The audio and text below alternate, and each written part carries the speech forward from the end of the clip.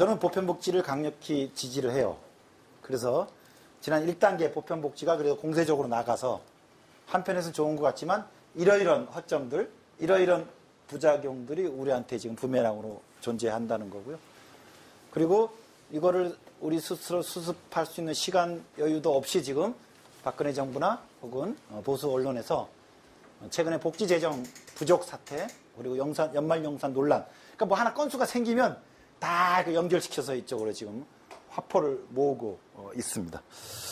그래서 이제 이거를 이겨나가야 되는데 정세 전망과 과제입니다. 정세 전망은 아까 말씀드렸습니다. 재정이 부족합니다. 갈수록 더. 중앙정부 재정 적자가 갈수록 커지고 있고요. 세입은 늘지 않고요. 지출은요. 자, 기초연금이 20만 원으로 올랐습니다. 그러면 내년엔 똑같을까요? 1년에 30만 명에서 40만 명씩 65세 이상이 늡니다. 무슨 말이죠? 그럼 또 노인이 늘어나면 줘야 되는 거예요. 예. 자연증가분이 그냥 물가상승률, 인플레이션, 경제성장률 자연증가분이 아니고 거기에 플러스 5 자연증가분이 다시 따라 들어가요. 그래서 중앙정부도 힘들고 지자체 힘들고 아주 어려운 상황에 있습니다. 논쟁은 이제 갈림길이라고 말씀드렸죠. 재정 없다, 재검토하자 라는 거고요. 이거요. 돈이 없는데 무슨 복지를 줍니까? 그리고 다 그만두자는 것도 아니고 조금 상위 계층들은 주지 말자라고 선별복지가 얘기하는 거예요. 설득력 있죠? 부자들 진짜 괜찮네요. 그죠? 받던 걸 안 받겠다고 하니까. 그쪽도 작전을 쓰는 거예요. 우리가 왜 기초연금 20만 원을 부자한테 줬습니까? 20만 원 주고 100만 원을 뜯으려고 그랬던 거지요. 근데 20만 원 주기만 하고 100만 원을 못 뜯었어요. 근데 저쪽도 그 작전이에요. 에이 20만 원 안 받아. 그리고 혹시 쟤네들이 100만 원을 더 뜯을지 모르겠는데 그거를 봉쇄를 하겠다는 거지요. 그래서 받지도 말고 주지도 말자. 이렇게 촌지 같은 걸로 생각하는 거죠. 그래서 이제 그런 거에 이제 그런 작전 계획이 있기 때문에 오히려 보수 계층이, 상위 계층이 안 받겠다고 하는 거예요. 안 받겠다는 이유는 복지가 싫어서가 아니고 저걸 받으면 내야 되기 때문에. 그래서 지금 이렇게 나오는 겁니다. 그리고 당연히 이제 이런 보편복지 진영 쪽에서는 아동학대가 무상보육대에 발생한다고 복지부 장관이 어제 그러시더라고요. 그런 거 아니다. 그런 거 아니니까 재정이 부족한 거다. 그래서 처우 개선 좀 해주자. 150만 원 받고 애들이 계속 우는데 물론 그걸 제가 두둔하는 건 아닌데 인간적으로 이제 이게 막 이제 극단식으로 가는 면도 있지 않습니까? 그래서 니네 지하경제 팔면 무슨 한반도 밑에 돈이 나온다며 돈도 못 캐내고 있지 않습니까? 그럼 증세하자. 이제 여론이에요. 아마 지금부터 올 2월달 국회까지 내년 올 12월 예산안 심의까지 올해 내내 이쪽은 증세하자라고 그럴 거고 저쪽은 무상복지 재검토하자. 이 둘로 붙을 거예요. 이것의 중간평가는 올 연말에 날 겁니다. 최종평가는 내년 총선이나 내후년 대선에서 날 거고요. 그때 다시 그때는 다 보편복지 하겠다고 모든 후보들이 얘기했지만 2017년 대선 때는 지난 2, 3년 과정을 봤을 때 무상복지를 재검토하겠다는 게 표에 더 되겠다. 표에 손해가 보지 않겠다고 생각하면 보수 후보가 정정당당하게 전체 복지 프로그램 재검토하고 얘기하겠죠. 하여튼에 전쟁, 전투 2단계가 시작됐습니다. 논점은 두 개라고 봐져요. 왜냐하면 보편복지 입장에서 이제 좀 수세적으로 됐어요. 보편복지 입장에서. 저쪽에서 무상급식을 공격할 때 돈이 들어가기 때문에 공격합니까? 돈이 들어가니까 급식질이 떨어진다고 애들이 밥을 안 먹는다고 공격을 하잖아요. 쟤들이 무상보육을 공격하는데 무상보육 돈을 바로 얘기하긴 못해요. 무상보육 저쪽을 처리하겠다고 말을 못해요. 무상보육하니까 공급이 늘어나니까 무자격 혹은 자격이 뭐 보육교사도 막 늘어나고 난립하고 하다 보니까 보육의 질이 떨어지고 결국 아동학대까지 나타난 거 아니냐. 아동학대의 구조적 원인은 무상복지다, 무상보육이다.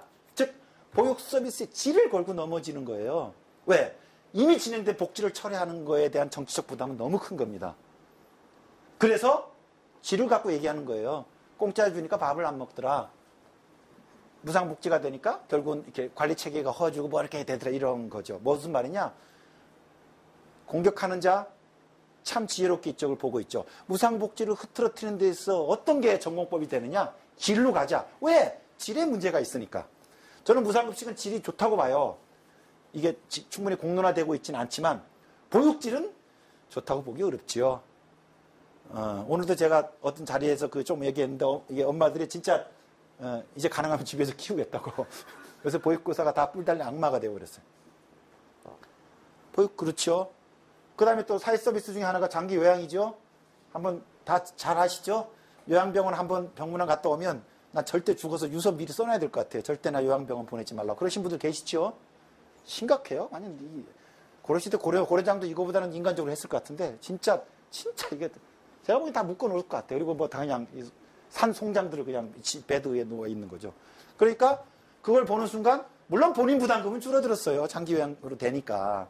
그러니까 가족들 뭐 자식들은 또 하고 또 여러 가지 사정상 거기에 시설이나 뭐 이렇게 보낼 수밖에 없지만 서비스가 질이 안 좋다는 건 알죠. 그러니까 하다 부모님한테 미안하기도 하고 우리 자식들한테 나는 보내지 마 이렇게 얘기하는 거예요. 즉 뭐냐? 현재요. 재정은 공공적으로 됐어요. 급식, 보육, 장기요양 공공재정이 많이 들어와 있지 않습니까? 근데 질이 혹 안 좋으면 피 같은 세금 들어가서 이렇게 질이 안 좋고 이렇게 펑펑 요양기관 사장님, 기관장한테 가고 보육 원장한테 가고 이렇게 하면 더 싫어지는 거죠. 그죠?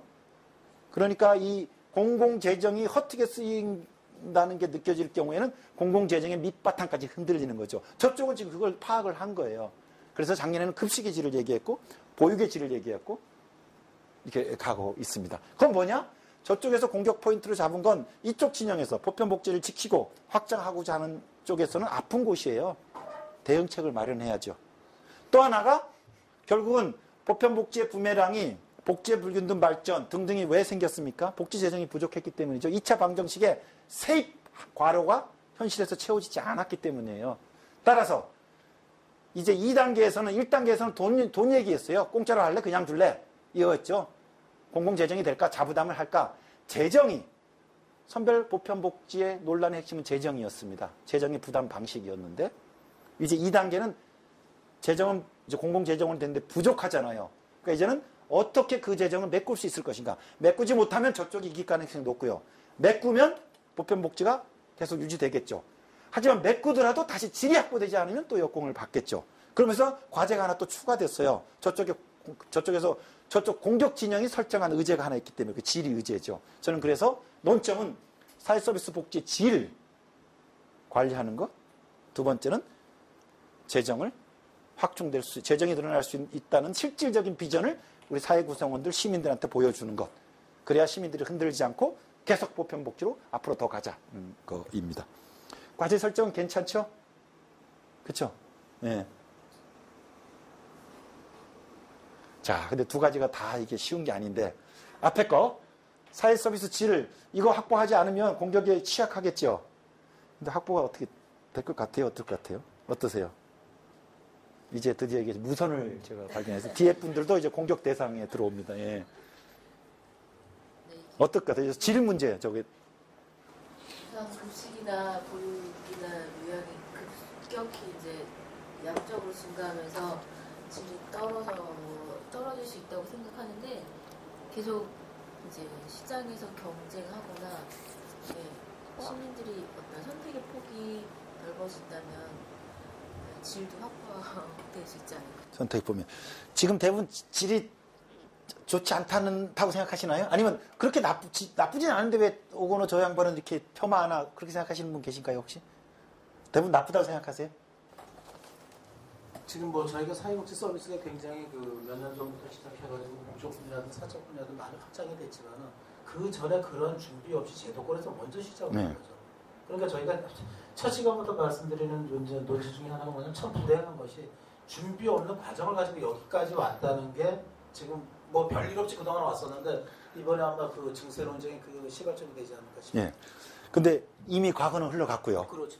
준비 없이 보육 서비스가 쏟아지고 아주 조그만 소규모 어린이집을 인프라로 해가지고 지금 보육 서비스가 제공되다 보니까 지금 질에 대한 이제 엄마들의 우려가 있고 또 그런 근거가 있는 것 같아요. 자, 과거는 불행했지만 그럼 이 미래는 이거 어떻게 넘어설 수 있다고 보세요? 아니면 또 넘어설 수 있다고? 저는 개인적으로 현장에 있는 사람 입장에서 넘어설 수 있다고 생각합니다. 그런데 분명히 저희가 치러야 될 대가는 시간은 있지 않아요? 네, 시간은 필요하고. 시간은 필요하다고 보고 충분히 넘어설 수 있다고 생각해요. 충분히 넘어설 수 있다고 생각하는 그 확신의 근거는 어떤 거예요? 어떤 걸 믿고 그렇게 하세요? 사실 그 전에도 아동학대라든지 여러 문제가 나왔지만 이렇게 온 나라가 뒤집어진 적이 없었잖아요. 그러니까 사실 이제는 권리에 대해서 상당히 민감하게 반응을 한다는 얘기죠. 전에 울산 아이가 그렇게 사건 났을 때도 언론에서는 몇 주 그거 하고 며칠 그랬었지 이렇게 전 국민적으로 그게 물론 내 아이든 네 아이든 상관없이 근데 이제는 권리로서 인식하는 그 사회적인 범주가 굉장히 넓어지지 않았나. 그렇다면 충분히 가능하지 않을까 그런 생각입니다. 네. 사회서비스 복지 질에 대해서 혹시 좀 의견이나 말씀하실 분 계세요? 질 개선이 될 것 같아요? 어떠세요? 글쎄요. 첫 번째 문제가 해결되느냐에 따라서 재정. 예. 제가 이것도 질문 드리려고 했는데 그럼 재정에 대해서 제가 질문 드리는 건 재정이 늘릴 수 있다는 거에 확실한 비전을 보여줘야 국민들도 그래 앞으로 더 가자 그럴 거잖아요. 거기에 증세도 포함되어 있는데 저게 가능할지 한번 말씀해 주세요. 저 비전을 보여주느냐. 네. 이전에 하나만 해결되면 될 것 같아요. 뭐? 그 야당 세력이 야당. 예. 야당 새로 하기? 예. 야당 가르쳐요? 아니요. 새로 하기가 아니라 야당 권력이 예. 정말 새로운 비전을 보여줄 수 있어서 네. 권력만 교체된다면 증세도 가능하고 복제제도 업그레이드가 가능할 텐데 네. 문제는 야당이 그런 능력이 있느냐에 대해서 의문이라는 거죠. 그쵸. 결론은 정치입니다. 예. 복지국가 만드는 게 어려울까요? 한국 야당 바꾸는 게 어려울까요? 자, 시간당 그 사회 스위치는 넘어가고요. 아까 제가 그래서 그 박근혜 대통령이 증세 없이 지출 개혁을 통해서 지하 경제 양성화를 통해서 재정을 마련하겠다고 그랬는데 파탄 났어요. 그 작업 필요합니다. 근데 이건 뭐 오늘 시간상 이게 논점이 되기는 어려운데 지출 개혁을 통해서 긁어낼 수 있는 게 많지 않아요. 그리고 지하 경제는 아주 땅속에 있는 거라서요. 파내는데 시간이 많이 걸려요. 얼마 있는지도 모르고. 하지만 지금 보육, 급식, 기초연금은 현실로 진행되고 있는 겁니다. 지금 당장 돈이 필요합니다. 땅속에 묻어둔 황금이 있다고 암만 외쳐봤자 소용이 없는 거예요. 현실에 있는 돈은 뭐냐? 금고에 있는 돈, 호주머니에 있는 돈이에요. 그거 세제 변화를 통해서 그냥 긁으면 됩니다. 거두어 들을 수 있는 거죠. 그래서 이제는 복지량이 늘어버렸고 다른 재정 세입 방안이 시간이 걸리거나 마땅치 않았기 때문에 그래서 이제는 보수 언론도 얘기하잖아요. 이제는 증세가 불가피하다라는 겁니다. 그래서 뭐 다른 그 세입 방안도 재정 수입 방안도 있지만 그건 조금 오늘 논점으로 빼고 그래서 증세해야 되는데 증세를 선언한다고 되는 건 아니잖아요. 아까 부자들 혹은 세금을 낼 사람들의 동의를 구하는 게 중요하고 그거를 개념화시키면 증세 정치죠. 증세 정치가 성공해야 됩니다. 이번 연말정산은 증세 정치의 실패 사례예요. 모두 다 세금이 악이 돼버렸던 거죠. 그러니까 되게 실패 사례인데 그러지 말고 세금하고 친해지고 세금에 대해서 자신의 책임감을 느끼게 하고 그 속에서 자신의 이 정당함, 가치도 느끼게 하고 이런 게 증세 정치죠. 이게 가능하면 이제 돈이 마련되고 보편복지도 되겠죠. 자, 그런 의미에서 복지 재정을 확충하는 증세 정치가 한국에서 가능할까? 혹시 이렇게 하면 가능할 거라고 생각하시는 분이 있으세요? 없을 것 같아요. 어려울 것 같으시죠? 예. 자, 어렵다고 생각하는 근거. 여기도. 자, 어렵다고 생각하시죠? 아니면, 자, 어려우면 어려움. 혹시 이렇게 하면 출구가 보이지 않을까 생각되시면 출구를 얘기해서 좋고요. 어려운 이유. 왜냐하면 어려운 이유를 분명히 알아야 또 그 다음에 출구 논의가 가능하니까. 자, 출구에 가까우세요? 어렵다는 것에 가까우세요? 어려울 거긴 예, 한데 시간이 많이 필요할 것 같아요. 자, 그럼 제가 알겠습니다. 제가 원하는 시간을 다 드릴 테니까 그 시간에 어떻게 해야지. 예. 저희 그 노르웨이랑 우리랑 GNI 차이가 굉장히 많이 나는데 어디야? 노르웨이하고. 예. 우리나라랑 GNI 차이가 굉장히 많이 나는데 실제로 거기서 50% 정도의 세금을 내고 그런 서비스를 받는 거에서 국민 모두가 동의하고 있어서 진행할 수 있는 부분이지만 우리나라 국민들한테 50%의 세금을 떼고 그런 유사한 서비스를 해줄 테니까 당장 실시하자라고 했을 때 저도 당장 50% 내는 거는 좀 아직까지 합의가 이루어지지 않은 부분이라서 좀 증세가 갑자기 되는 부분에 있어서는 어렵지 않을까. 그래서 시간이. 그러면 단계적으로. 네. 그럼 단계적으로는 가능할 것 같아요? 네, 단계적으로는. 왜냐하면 법인세 감면 3% 해준 것도 네. 단계적이니까 가능한 그쵸. 그 전에 이미 그 법인세도 올려왔었던 건데 다시 이제 낮추는 것처럼 그런 식으로 좀 필요한. 근데 법인세 법자도 못 꺼내게 하는데 정부에서는. 자, 하여튼 4대강 취소. 4대강 취소. 예, 4대강 사업 끝났습니다. 예, 취소할 수 없습니다. 자, 아까 출구 쪽 말씀하실 분이나 아니면 이래서 어렵다는 거에서 우리가 좀 더 좀 주목해 보자라고 말씀하실 분. 예, 우리 안수경 선생님. 어떻대요? 가능성 혹은 어려운 점 어느 쪽 뭐 생각이 있으실 텐데 좀 더 강조하고 싶은 쪽 얘기하시면 돼요. 어려운 쪽. 네. 네. 일단 기본적으로 이 사회에 대해서 신뢰하지 않기 때문에 내 돈 1원이나 뭐 10원 정도가 어디에 쓰이는지 그러니까 잘 쓰이고 있지 않다라는 기본적으로 갖고 있는 사람들이 많기 때문에 그리고 내 돈 낸 거에 대해서 이제 배부른 사람이 더 배부른 세상이다라는 생각이 들기 때문에 더 어렵지 않을까 생각합니다. 그렇죠. 진짜 절망적이네요. 그죠? 또 많은 사람들이 이런 정서를 갖고 계시죠. 예, 그리고 제가 이런 또 복지 관련돼서 시민단체 분들하고 토론했을 때 이런 얘기가 많이 나와요. 한국의 지금 정서 혹은 복지는 결국은 국가, 정부를 통해서 제공되는 건데 대한민국 신뢰도에서 가장 낮은 빚단이 정부, 의회이지 않습니까? 그러니까 오히려 떼가지도 말고 주지도 말고 뭐 이런 거 있잖아요. 이런 게 훨씬 더 설득력을 갖게 되는 상황입니다. 이게 바로 지금 보수 언론의 공격에 좋은 풍토가 되는 거죠. 자, 확인했고요. 대부분 어렵다는 건데 그럼에도 불구하고 앞으로 가야 되겠죠. 어떻게 가야 되나. 저는 이걸 좀 주목해요. 제가 아까 보편복지 한계를 얘기했습니다. 재정 부족하고 역진적인 복지 불균등이 이루어지고 있고 복지 주체 관계도 형성되고 있지 않다고 얘기했지만 또 한편에 보면요.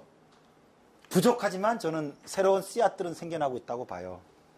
옛날에 복지 받으면 뭐예요? 나라부터 복지를 받는다는 건 뭡니까? 실패했다는 반증이에요. 저 복지 받는다는 것 어디 가서 떳하게 얘기합니까? 우리 아버지가 복지 받으면 애가 기가 삽니까? 아버지 직업을 잘 못 밝히죠. 복지가 그런 거였어요. 낙인이고 딱지고 실패였어요. 게으르고 주사가 심한 사람들은 이라고 더 봐요. 근데 제가 아까 얼핏 말씀드렸는데 한 달에 400만 원씩 양육수당 받고 있고 부모님 계시면 1000만 원 받을 수 있고 젊은 친구들이 패기도 없이 지가 내야지 등록금 반띵하자고 지금 난리를 펴가지고 거의 이루었고요. 애가 있는 엄마들이요. 애 낳은 것으로 애국 다 했다고. 대한민국에 애국 다 했다고. 애를 낳으면 사회가 책임져야지. 떳떳하게 얘기해요. 20만 원 준다고 약속해놓고 왜 그걸 뻥을 까냐. 20만 원 줘야지. 대한민국을 누가 만들었는데? 얘기해요. 본인이 술, 담배 해가지고 중증 질환에 걸렸음에도 불구하고 큰 병 걸리면 나라가 해결해야지. 아우성 쳐요. 그래서 박근혜 대통령이 4대 중증 질환부터 100% 국가 책임하게 해주겠다 그랬어요. 뭔 일이죠? 애 있는 집, 대학생, 집 없는 사람, 아픈 사람, 노인 일제히 다 요구해요. 그걸 달라고. 한치의 부끄러움도 없습니다. 뭘 달라 그래요? 야, 최소한 애를 낳았으면 늙었으면 아프면 학생이면 그런 건 받아야지 라고 얘기해요. 이게 뭐죠? 이런 게 같은 집단이 사회를 대상으로 정당한 근거를 가지고 얘기해요. 이런 게 권리예요. 권리. 저는 처음에 이런 개념이나 이런 취지로 시작한 건 아니지만 지난 보편복지가 돈이 부족하다 보니까 여러 부메랑이 오긴 했지만 그럼에도 불구하고 어떤 게 생겨나고 있느냐?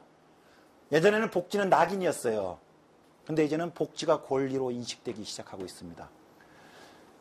우리 사람들이 권리 인식을 잘 못하잖아요. 그러다가 선거 때만 또 다시 권리자로 등장해요. 내가 유권자다. 권. 투표할 권리가 있는 유권자라고. 그리고 복지도 받고 있지만 자꾸 까먹어요. 근데 복지 논쟁이 생기면서 이제 복지를 권리로 인식하고 있지 않습니까? 그리고 부족하지만 아까 제가 강조했던 것처럼 복지에 대한 유의미한 체험이 일부 일어나고 있어요. 저는 이거 굉장히 중요하다고 봅니다. 복지는 가난한 사람들한테만 주는 것으로 그 사회가 생각하는 순간요, 복지에 대한 확대 논의는 불가능합니다. 그냥 있는 사람이 세금을 내가지고 주는 시혜예요. 복지가 너드러나면 사람들이 일을 안 할 것이기 때문에 나라가 망할지도 몰라요. 10년 전에 횡행했던 얘기예요. 요즘 복지가 늘어나면 나라 망한다는 얘기는 하진 않아요. 재정이 어려워질 뿐이지 나라가 망하진 않습니다. 즉, 이 복지에 대한 권리, 복지를 권리로 우리 사회 구성원들의 복지를 권리로 바라보기 시작했다는 것. 완전히 그런 건 아니지만 복지에 대한 전면 재논의를 할 수 있는, 과거와 재논의를 할 수 있는 저는 그 씨앗이 생겼다고 봐요. 아직은 씨앗인데 싹을 발화시키고 나무로 키우면 되지 않습니까? 저는 그래서 아까 지금까지 여러분이 지적했던 거 5년, 10년 전에도 계속 갖고 있던 문제점이잖아요. 대한민국 갖고 있는 문제점이잖아요. 이 문제점을 지난 4년 1단계 복지 논쟁에서 여러 지금 부작용이 나타나고 있지만 그래도 복지 체험이 이루어지고 있고 각 집단들의 복지를 권리로 인식하기 시작했다는 거, 이건 중대한 변화다. 이걸 믿고 가자. 이걸 믿고 복지 정치를 피우고 증세 정치를 펴보자는 겁니다. 다시 앞으로 이렇게 아까 봤던 거고요. 그래서 2단계 과제는 아까 말씀드렸던 사회 서비스 질을 구축하는 문제, 그리고 재정에 늘리고 복지의 균등 발전을 이루고, 그리고 또 복지의 새로운 사회적 관계를 만들어내는 거라고 생각합니다. 이 새로운 이것들을 하는 데 있어서 여러 가지 프로그램이 필요한데, 예를 들면 증세에 있어서는 이런 방안이 어떨까? 그 전에 일반적으로 얘기했던 건 부자 증세예요. 부자한테 세금을 더 내게 해야죠. 근데 부자 너희들의 세금을 더 내라, 이런 것들은 특정 계층에 대한 책임을 우리가 요구한 그런 방식인데, 그러지 말고 복지 증세를 하자라고 하면 어떨까? 부자 증세는 뭐예요? 너네들이 내라잖아요. 복지 증세는 뭐예요? 이제는 어떤 대상의 책임을 요구하는 게 아니고 목표와 가치가 이 요구의 축이 되는 거예요. 복지를 위해서 증세하자는 겁니다. 그래서 복지를 위해서 증세하자, 저희가 사회복지세 얘기를 하는데 이런 식이에요.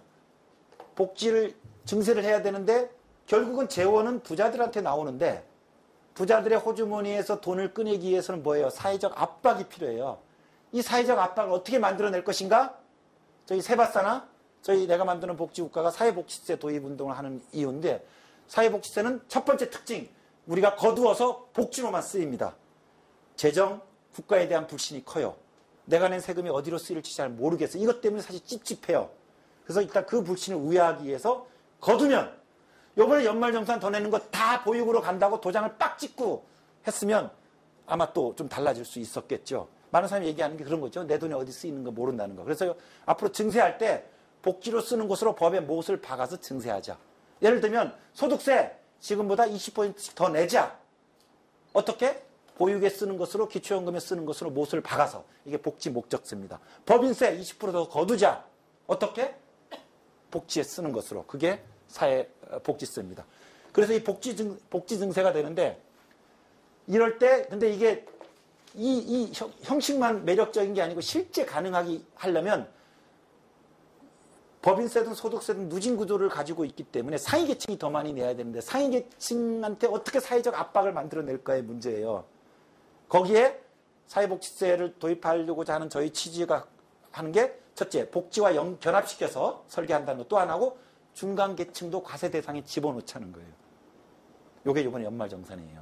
연말정산이 5,500부터 올라갑니다. 증세 저항이 커질 수 있을까요? 커졌어요. 이번에 연말정산 보니까. 증세 정치에 실패한 거죠. 근데 왜 중간계층도 집어넣느냐?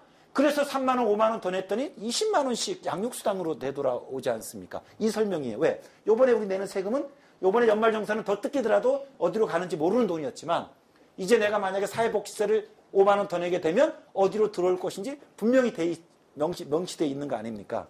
그래서 중간계층부터 가자. 중간계층 부담이 세지 않을까요? 우리나라 소득세는요, 굉장히 누진도를 강하게 가지고 있어서 중간계층이 내는 세금은 많지 않아요. 월 300만 원 벌으면 하루에 만 원, 한 달에 10,000원 냅니다. 1년에 12만 원. 연말정산 결과, 결정 세액이. 그래서 10,000원 더 내고 아동수당 도입하자고요. 10만 원짜리. 왜? 내가 10,000원 내는데 이번 연말정산이 그런 거예요. 5,500 버는 사람이 2만 원 내고요. 8천만 원 버는 사람 33만 원 내고요. 100만 원 버는 사람 110만 원 내고요. 3억 버는 사람 340만 원 내는 거예요. 동일한 구조가 지금 소득세입니다. 아주 누진도를 가지고 있습니다. 그래서 지금까지 전통적으로 상위 1%만 부자만 내라 그랬는데 그러지 말고 중간 50%부터 5천 원, 만 원씩 더 내게 하자. 너 돈이 넘치냐? 그렇지 않습니다. 복지로 더 크게 돌아올 거라는 게 확실하기 때문에. 두 번째는 뭐냐? 우리는 부자가 아니고 재벌 회장님이 아니어서 몰랐는데 한번 이렇게 체면을 걸어보세요. 나는 재벌 회장이다, 재벌 회장이다. 사람들이 우리 보고 세금을 내라 그런다. 그런데 어디선가 기자회견이 있었다? 하나도 안 무섭다. 잠깐 여행 다녀오자예요. 어디서 토론회를 열어요? 부자들 세금을 거둬야 된다고. 기자회견을 해요. 하나도 무섭지 않아요. 뭐가 무섭냐? 복지국가 청년 캠프를 들은 수강생들이 다 일제히 손을 잡고 맞박에다가 5천 원짜리, 만 원짜리 하나 붙여가지고 각자 자기 버는 것에 10%씩 더 내자. 혹은 자기가 버는 세금이죠. 자기가 내는 세금에 10% 더 내자. 아까 300만 원 버는 사람은요. 한 달에 3만 원 내요. 3만 원. 그래서 1%예요. 실효세율이. 그래서 내가 3만 원 내요. 3만 원 내는 것에 20%를 더 내면 뭐예요? 지금 3만 원의 10%가 지방소득세, 주민세로 더 내요. 다시 20%를 더 내자고요. 그럼 또 6천 원 더 내는 거예요. 그래서 지금 1,000만 원 내는 사람은 얼마 더 내겠어요? 60만 원 더 내겠지요. 그죠? 이런 식으로 누진적으로 가는 겁니다. 그래서 내가 맞박에다가 3천 원, 6천 원, 만 원짜리 붙이고 가는 거예요. 쪽수가 얼마나 많겠습니까? 그리고 뭐예요? 나도 내가 내는 세금의 10%, 20% 더 내는데 당신도 더 내는 게 아니고 당신도 지금 내는 것에 10%, 20% 더 내라. 왜? 지금 우리 이런 재정이 필요하다. 그리고 딴 데 안 가게 하겠다. 복지에 쓰도록만 하겠다. 복지 목적세요. 대한민국은 목적세 역사를 가지고 있어요. 어디에 쓰는 걸 특정해서 세금을 신설했습니다. 왜? 일반 예산으로 감당할 수 없는 국가적 과제가 제기되었을 때 저희는 목적세를 도입했어요. 70년대 방위세. 자주국방 이루었어요. 최소한 북한에 대해서는. 그래서 폐지됐습니다. 80년대 초반에 교육세 아직도 있습니다. 지금 교사 인건비 다 교육세로 갑니다. 우리가 낸 교육세요. 고 중앙정부에서 1원 한 장 건드릴 수 없습니다. 거두어서 다 교육청에 줘야 돼요. 또 하나 있어요. 1995년도 WTO 가입하면서 제조업은 사는데 농어촌은 죽게 생겼어요. 이거 공평하지 않잖아요. 하지만 WTO 가입하지 않을 수는 없대요.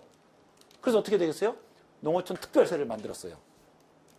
그래서 사람들이 돈 벌고 뭐 금융소득 있고 뭐 소비할 때 해가지고 농어촌 특별세 전액을 다 농어촌 특별회계에 집어넣어가지고 농어촌으로 다 들어갑니다. 농어촌에서 땅 좀 있고요. 어촌에서 배 하나 갖고 있으면요. 혜택 많습니다. 다 농어촌 특별회계에서 가는 거예요.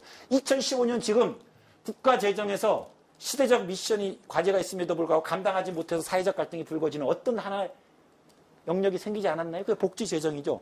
복지부 예산으로 감당 못해요. 취약계층 예산도 지금 감당하고 못하지 않습니까? 특별 방식을 택하자. 복지 목적세, 사회복지세를 도입하자는 겁니다. 그리고 어떻게? 복지만 쓰도록 하고 당연히. 그리고 뭐? 중간계층부터도 누진적으로 과세를 하게 시키자. 왜? 그래야 사회적 압박이 생기니까. 그거 하나. 그리고 더 중요한 건 이거지요. 우리끼리 논란을 만드는 겁니다. 우리끼리. 사실 우리가 손잡고 5천 원, 만 원짜리 이맛박에 붙이고 재벌 회장님 앞으로 여의도 국회 앞으로 가는 건 이게 이루어져야 돼요. 우리끼리 논쟁이 붙겠죠. 복지관에서 야 사회복지도 도입하면 우리 만 원씩 더 내야 된대. 야 우리가 왜 내? 미쳤니? 야 이렇게 내면 우리한테 복지로도 더 돌아오고 부자들도 압박을 받을 수 있어. 아까 말씀드렸죠? 부자들의 저항이 있을 거라고. 이 저항을 넘어서는 건 사회적 힘밖에 없다. 야 싫어 우리가 왜 내? 야야야 이거예요. 대한민국에서 한 번도 세금을 자신의 문제로 집단적인 사회적 토론이 우리는 이루어져 보질 않았습니다. 개별적으로 술 마실 때 뚜껑 열고 규탄대회만 했어요. 연말정산도 마찬가지예요. 새해 세자가 나오고 부담 증가의 증자만 나오면 뚜껑을 여는 겁니다. 근데 이거를 제한하게 되면 이제부터 세금? 복지 늘어? 부자 증세 이게 될까? 증세 정치, 복지 정치에 대한 사회적 논의가 처음으로 시작되는 겁니다. 초, 중, 고, 대학생 복지관 들어가셔가지고 세금 교육 받아보신 적이 있으신가요? 아마 이번 연말정산이 국민들한테 세금 교육에 좋은 계기가 될 겁니다. 납세 세금은요, 헌법이 정한 국민적 의무예요. 그런데도 교과서에 없어요. 성인이 돼도 아무도 가르쳐주지 않는 블랙박스예요. 왜? 조세 정치가 이런 식으로 갇혀 있었던 거예요. 왜? 조세 정치가 활성화되면요, 돈 있는 사람들이 불편합니다. 그래서 신문에 나온 모든 기사에 1000개 기사에 999개는 다 세금이 나쁜 거라는 기사예요. 세금 떼먹은 사람 기사만 나옵니다. 납세의 날 누가 세금을 많이 내가지고 상 받았다는 미담의 기사 하나 빼고 999개는 다 세금에 대한 나쁜 기사예요. 그래야 국민들이 다 세금을 악으로 생각하죠. 그래야 국민들이 세금의 논의를 봉쇄하죠. 그래야 세금 논의가 활성화되었을 때 세금을 더 내야 될 우리가 안전한 거지요.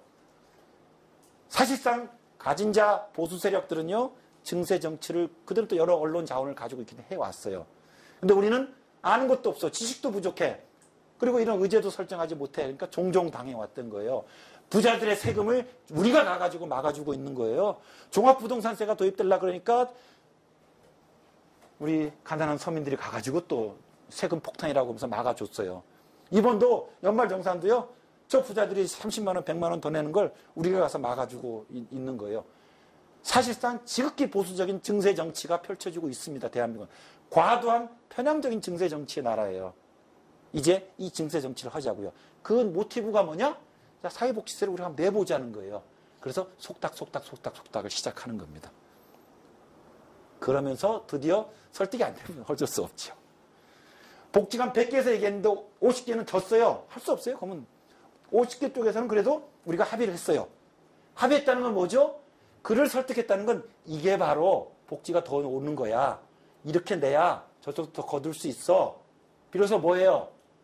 야, 이렇게 하면 우리가 이익이야. 이것도 얘기하겠지만 비로소 집단 간 토론을 통해서 이제 첫 시간에 들었던 복지국가 철학의 정의론도 그때 섞어서 말씀하시고요. 영국에서는 이렇게 했더라도 한번 섞어서 얘기하세요. 이제 응용할 수 있는 기회가 생기는 거예요. 오늘 배우신 거를. 다음 주 토요일에 배우신 거를. 이게 뭐죠? 이제 비로소 복지 철학, 복지 정치, 증세 정치를 얘기할 수 있는 장을 만들고 싶어요. 그 장이 성공적으로 만들어지면 복지와 세금과 증세, 연대, 정의 이런 가치의 중심의 관계망들이 형성될 거 아닙니까? 여기만 하지 않죠. 이 복지관에서도 하고요. 대학교에서도 하고요. 우리 시민단체에서도 하고요. 노동조합에서도 하고요. 마을 만들기에서도 하고요. 지금까지 복지는 야당이 공약을 내걸었어요. 박근혜 후보도 공약을 내걸었어요. 지금까지 복지는 위로부터 주어졌습니다. 물량적으로. 가치가 빠지고 관계가 빠지고 양으로만 주어졌어요.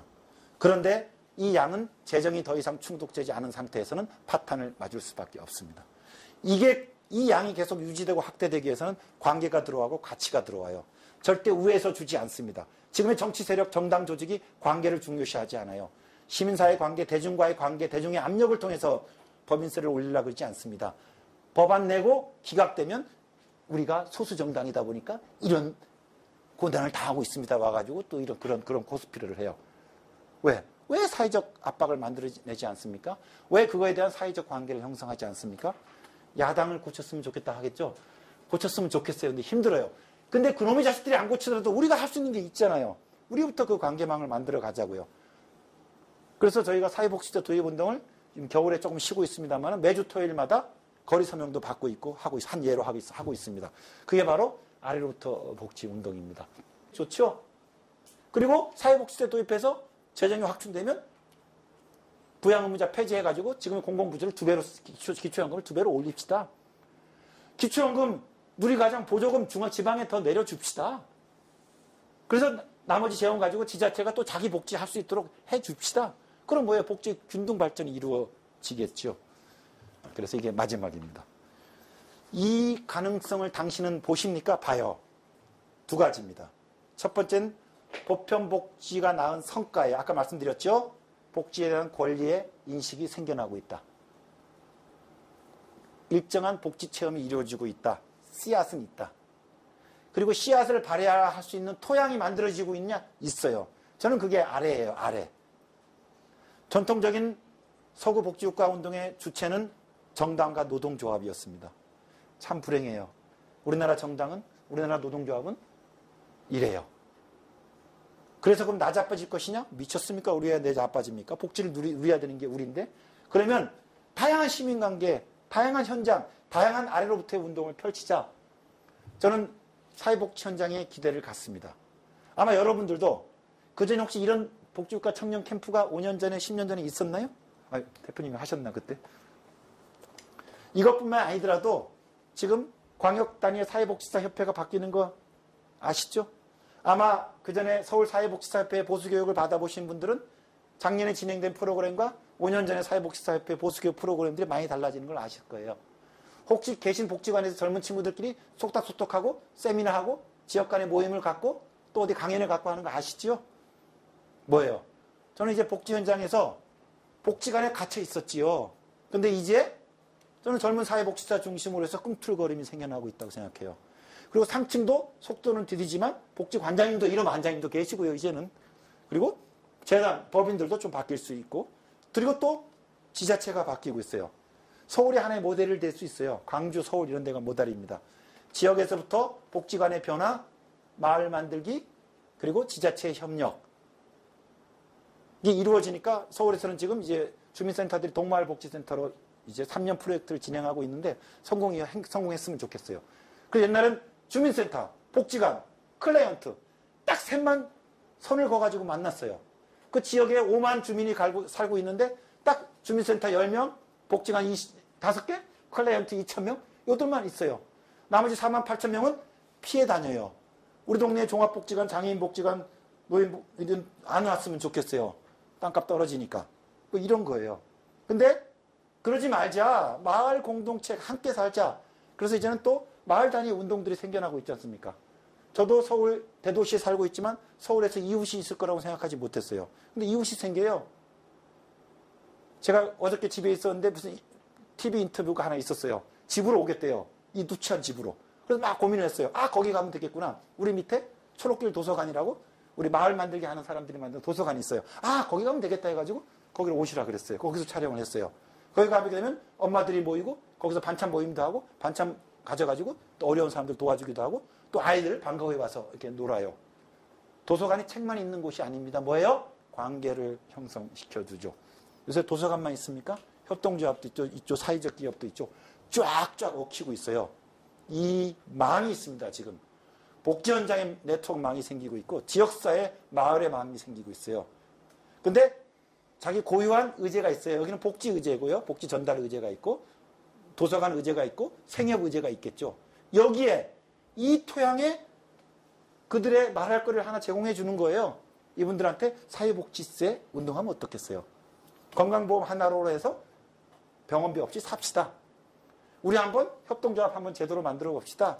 우리 학교 혁신학교 제대로 만들어 봅시다. 고용보험 더 내가지고 비정규 노동자들 실업급여 많이 드립시다.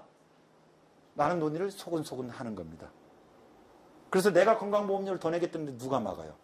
내가 세금을 더 내겠다는데 납세자가 세금을 더 내겠다는데 누가 막습니까? 우리가 협동조합 만들겠다는데 똘똘 뭉쳐서 조합원이 5천만, 10만 명으로 커지는데 그걸 누가 막아요? 대기업이 들어올 수 있어요? 우리 협동조합에서 그 똘똘 뭉친 망으로 진행하고 있는데? 그래서 보편복지 아까 여러 부작용이 있지만 성과들이 있습니다. 씨앗이 있습니다. 그리고 토양의 변화가 있어요. 뭐? 주체가 형성될 수 있는 토양이 있습니다. 이걸 엮자고요. 그리고 이제는 운동으로, 활동으로 펼치자는 거죠. 아직은 미진하니까. 왜? 복지에 엇박자가 있었지요. 지출은 늘어나는데 관계와 가치는 형성되지 않는 것. 바로 이게 관계와 가치를 만드는 겁니다. 1단계는 위로부터 주어지는 선물이었는데 이제 2단계는 아래로부터 세력을 만들고 관계를 만들고 가치를 만들고 그 과정 속에서 돈도 만들고 공동체를 만듭니다. 이 2단계가 성공됐을 때 과연 저들이 우리를 다시 공격할 수 있을까요? 뭐 틈이 있어야 공격을 하지. 그런 거죠. 이게 2단계 과제입니다. 그래서 건강보험 한다거나 사회복지세 저희가 지금 활동하고 있는 사업에 오늘 캠프에 참가하신 여러분들도 많이 참여해 주시고요. 저희가 매달 마지막 올해는 금요일날 매주 금요일 저녁 8시에 강화문에서 이렇게 아이까지 나와가지고 사회복지세 도입을 비롯해서 복지국가 캠프도 하고 있습니다. 그래서 촛불도 여러분들 앞으로도 아마 쭉 만나실 테니까 저희들하고도 같이 연을 맺고 갔으면 좋겠고요. 이제 마지막으로 또 사무국장님이 힌트를 주시는데 여기 보면 여기 있는 게 이게 내가 만드는 복지국가 로고예요. 아까 무상급식에서 보편복지에서 복지국가로 3년 만에 복지가 이제 탈을 바꿈을 했는데 그래서 2010년에 여러 복지국가가 있었죠. 정의로운 복지국가, 역동적 복지국가, 한국형 복지국가. 저희는 내가 만드는 복지국가입니다. 아셨죠? 주체를 만드는 복지국가입니다. 관계를 만드는 복지국가입니다. 풀뿌리 시민이 아래로부터 형성하는 그런 복지국가를 만들겠다는 거예요. 2012년 2월 달에 만들었습니다. 이런 걸 예측해서. 예. 블로그 방문해서 그 돈 안 내는 회원도 있습니다. 저희가 매주 저분이 만들어서요. 굉장히 좋은 뉴스레터를 매주 저희가 여러 복지 상황과 여러 활동을 안내해드리는 그 뉴스레터 공급해 드리니까 꼭 그 CMS 아니어도 됩니다. 일반 자료회원으로 가입하셔가지고 저희 내만복하고 같이 가세요. 그러면 이제 2단계 같이 힘을 잡고 넘어갈 수 있습니다. 경청해 주셔서 고맙습니다. 그리고 2단계 갈 수 있겠죠? 함께 가기를 바라겠습니다. 예, 여러분도 고생 많으셨습니다.